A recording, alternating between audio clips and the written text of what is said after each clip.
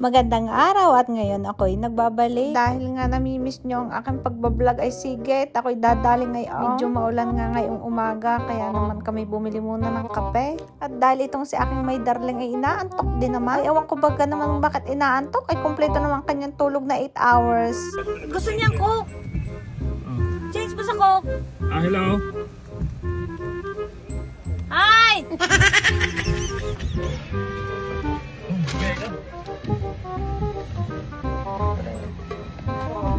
At nung makarating na nga kami sa school ay medyo ako'y napaluha dahil aking naalala nung ako'y graduate ng grade 6 sa Pilipinas. Pakiwari ko yung graduation doon nung panahon namin ay kanya-kanyang katay ng baboy.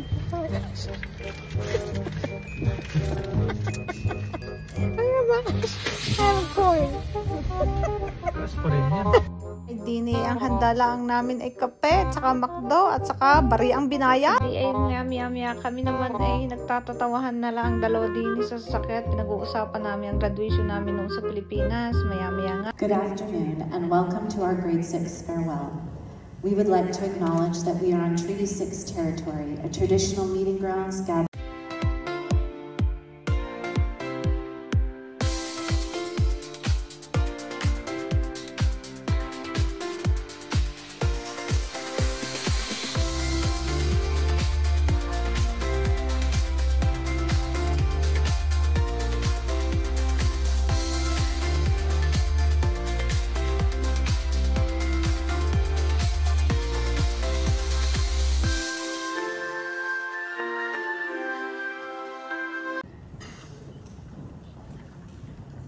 Jananaya Garciano.